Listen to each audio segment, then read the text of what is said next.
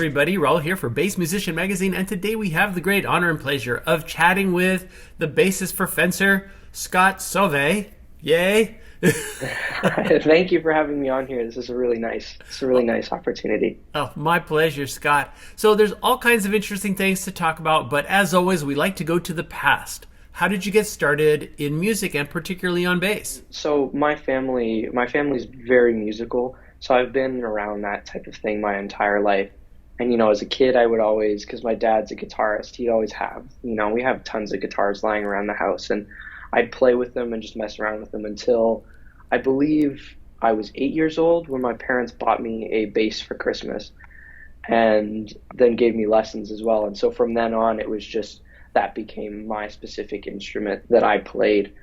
I played in a few bands as a kid, just like, for fun, bands where you play covers and stuff like that. But it's always been a part of my life.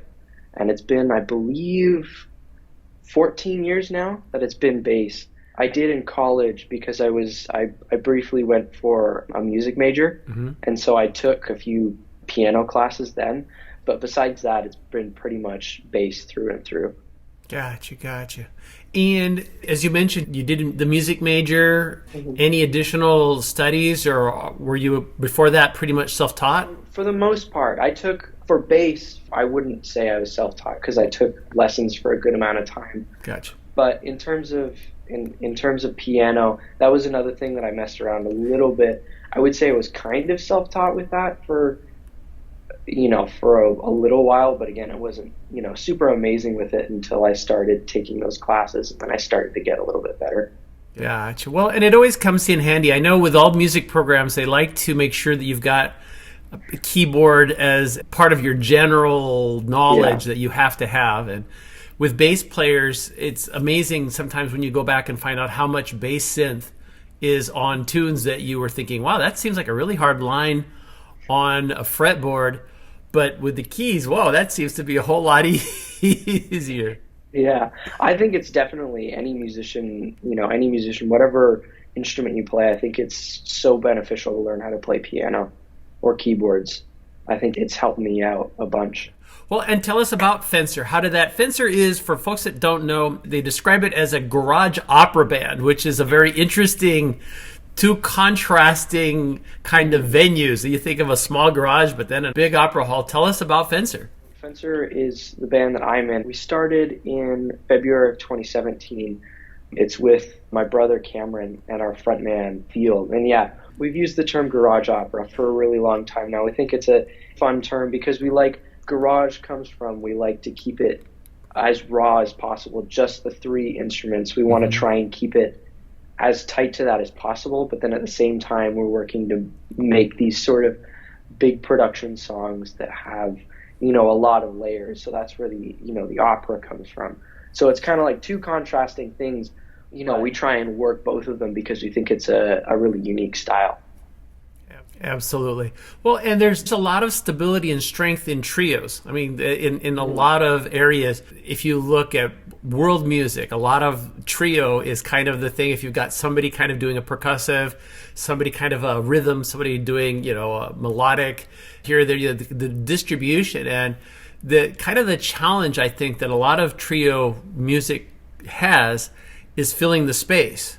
And that is something that listening to the music, you guys do. You put out a huge sound for three people, which you kind of go, wow, there's just three of you there. Particularly, I watched the video in the van, in the back of the bus, and I kept thinking I was seeing more people in there because of the amount of sound I was hearing. So do you find, especially when you're having to create your bass lines, it's part of the challenge a lot of times with bass is less can be more. But when there's only three of you, you also have space to fill, so you don't want to just leave it with a bare scaffolding. How do you come up with your bass lines, and where do you draw your inspiration? Growing up as a kid, I very much liked to play, and I definitely got this from my dad. I love to play songs from like the, bass-heavy classic rock bands. Like I love Boston, Yes, Jethro Tull, all that. I think Tom Scholz and Fran Sheehan are really cool. I must have I had to have learned the bass lines for every single song off their self-title. But nowadays, I very much take inspiration from like blues rock, and funk style bass. Because like even when I was learning the piano, I very much gravitated towards the blues rather than the classical, because just the swing of it, I think adds a fun angle to it. But yeah, when it comes to my bass lines, I think it's very much I want to write. Not every song, because yes, I do have a lot of room to play around with because there's only three of us. Mm-hmm. But at the same time, I don't want to make every song just an opportunity for me to solo and show off and all that. I want to play what fits the song. Yeah. And so sometimes you'll have songs that, are a little bit, the bass line is a little bit more simple. And then there's other songs where I can really, take off running. When it comes to writing the bass lines, usually when we play the songs, I'll end up just kind of jamming out to it and playing whatever sounds fun. And then if I play something and I'm like, oh wow, that sounded really cool, then that becomes permanent. It's kind of funny. Cameron, our drummer, he does the recordings for our songs, and he definitely gets frustrated sometimes because we'll go into recording and I won't have any finalized bass lines because I just like to riff off of stuff, and then we'll have to figure out the finalized stuff right then and there. Gotcha. But I like to improvise, and from that improvisation comes the final bass line. Gotcha. Now, Cameron is your brother, and he's on drums. Mm-hmm. Do you find that gives you, because it's so often they talk about the bond between like bass and drums and how they have to lock in, because bass is also such a percussive instrument. Mm-hmm. Do you find that because you guys are siblings that there's even more so of a bond? Definitely, I think so, because Cameron and I grew up in the same environment, so we were brought up in the same sort of musical sense. So I really think that's helped us link a little bit better as the rhythm section. I think it's really cool because we can hold down the rhythm section and let Field, our front man, really take off with his crazy wacky guitar. There you go. Well, and he's got the chops and the vocals, because he's got some reach too, from what I remember. Oh yeah. And talking about sound, how are you getting your sound in particular? What gear are you playing on? I play on a Music Man Stingray. I actually have it right here. I can grab it. And this has been one of my favorite basses. I've played on a bunch of them. I own a couple, and then through the years, through recordings and stuff like that, I've played on other basses. But this has been, in terms of feel and sound, this has to have been my favorite by far. I love this. I'm gonna want to play this thing forever. Aside from that, I get a lot of my sound from the pedal board that I use, and mainly, the bare bones of it comes from, I have a Sansamp DI box. Okay. That the bare bones of my sound comes off of that, but then I have an ODB3 bass distortion, and that that's on 90% of the time I'm playing. But I have a bunch of pedals. I like the palette I've given myself, because I think I have a lot to work with, because I have that bass distortion. I also have an MXR, a second one, just for a little bit of different sound. But on top of that, I have a studio chorus, just for a little bit of fun for those smoother bass lines, and then to fill in the spots, because like you said, I have a lot of room to fill, especially during guitar solos, because he's off super high. That leaves a lot of empty space that normally would be filled with a rhythm guitar and then the bass on top of it. So I have a POG as well that splits my sound and lets me fill up all of those octaves in space. And the one other pedal that I have that I don't use it too much, but it honestly, I think it's my favorite on my board, is just because of how weird it is. It's a Beatronic Swarm, and it works the same as the POG, where it splits your sound into three octaves, but then on top of that, it sort of works as like a synthesizer. You have your one note, but then you have another note that's following you, and there's a knob that you can switch, whether it's what interval it is, whether it's a second, a third, a fourth, fifth, anything like that. and you can change the speed at which it follows you. So if you play a low note and then play a high note, it slowly slides up to that note as well. And so it's been really fun to play with that one, because it's really an interesting pedal that I've never seen before. But it's made a little bit difficult to work it in, because it is technically a guitar pedal. And so whenever I turn it on, it kills all of my low end. And so I had to work around. I had to make 2 channels on my pedal board. So I've got tons of wires running through it, and it, look at it, it looks like a mess, and it's crazy confusing. But I've had to make those 2 channels just so I can have my sound, my everything else, and then that swarm, so that when it cuts off the low end, it's not cutting off any of the low end that I'm actually using. But I like the options that I've given myself in my pedal board. I think I can combine them in 100 different ways to make tons of different sounds depending on the need of the song. Gotcha. Well, pedals are certainly a very deep and wide rabbit hole when you look at all the possibilities. And so if you start going down there and you see there's so many creative manufacturers, there's so many creative sounds. Depending on the kind of music you're playing, there are pedals that lend themselves to do, a whole lot of things that you just can't get normally.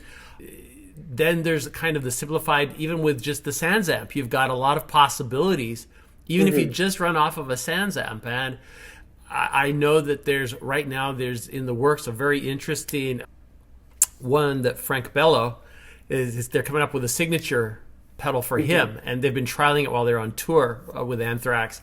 And so it's very exciting what's coming there. But on the other hand, you also have a lot of points that can fail or give you a problem. Oh yeah, no, there have been plenty of times where my pedal board's cut out, and then I've got like all these different wires that I have to check to see if to make sure, like, oh man, it could be any one of the 20 cables that are plugged into this thing. Absolutely. But going back to the other ends of your sound chain, what strings are you using on your basses? I tend to go with, just because they pair nicely, I just use Ernie Ball strings. That, that's what I've found works the best for me. It's what I've stuck with all these years. Gotcha. And then after the signal comes out of your pedal board, what are you putting it into as far as amplification? I've gone through a bunch of different cabs, but I've stuck with through all of the different cabs that I've used. I have a Little Mark Tube 800, and it's funny because it's super unassuming. It's a tiny head, and it can fit pretty much anywhere, but it packs a punch, with how much low end it can put out. And I've struggled for a while on trying to find cab that can suit it, because it's trying to match wattage and ohms and all of that to really put out. For a while I played on something that had less, and so it really cut out my sound, and it was really hard to compete because we play pretty loud. Cameron's a loud drummer, and to match that, Field turns his volume up, and so I was struggling to keep up with them because I couldn't match it properly. But just about a year ago, I got a GK Neo, a 4x10, and ever since I've got that, it's been, I can turn that thing up to a quarter volume, and I'm already competing with the other two. Nice. And so those two have been a really good matchup for my sound, I think. Very nice, very nice. Well, and as we look ahead, what plans are there for Fencer, and if you have any other projects or any things that you have in the works? For me, because I've been, for a while now, I think just over a year, I've been taking a Lutherie class, and I've been getting mentored on that, because I think that's something that's always interested me working on guitars and stuff like that. And it's funny because ever since I did that, I've grown to like the Stingray even more, because looking inside it, it's got like the most complex and like well-crafted electronics and all that, and I've been able to learn just how nice of a bass it is. But I'm doing that because I think it's a really helpful, if we're on tour or something like that. Sure. And my bass busts or Field's guitar busts, then I can take it off stage and fix it without having to pay for a guitar tech to fix it. But aside from that, for the band, our biggest thing is we're gearing up for an album release in February. We put out 2 singles. We just put out our most recent single, Joseph Courtney, we put out in November, just in mid-November. And then we're waiting a few months, and then we're putting out that album February 3rd. And we're really excited for it. We're really proud because it's entirely self-produced. Okay. Everything we recorded all of it because Cameron does our recording. He's done a really good job. He records all that, and then we have someone mix and master it. But besides that, it's done entirely by us, and we're really proud of it. Yeah, sure. And if I read correctly, I think all of you were involved in the writing of your music. Yes. We like to, no matter what, we like to keep it, 30% for all of us, because all 3 of us are very involved in the writing process, and so each song has been the 3 of us and all 3 of our minds coming together to write that music. Very, very cool. Well, and if people want to know where to find what you're up to, pretty much on social media, it's at Fencer Band. Yes, at Fencer Band on everything. And I think there's also a link tree that usually kicks people to all of the other links, but if they're looking at Fencer Band, they'll find what you're up to. Yeah. So anytime we're putting up something new, like in just a little bit, we're going to be putting out pre-sale for our merch line that we're putting up for the album. All of that stuff, our Spotify, all of our social media is on our link tree, which is, again, Fencer Band. So Linktree/Fencer Band, and they'll find all of our upcoming stuff on there. Nice. And I would imagine, any thoughts about touring on the album? That's usually kind of the path that people follow. We really, nothing's been set in stone yet, but we're really hoping. There looks like there are some things coming into play that will hopefully result in some tours. I really think that would be super beneficial for us. So I'm hoping. Gotcha. Well, we wish you the greatest of success, Scott. Thank you so much for taking time to chat with us. Folks, you've seen him here, Scott Sauve, on Bass Musician Magazine.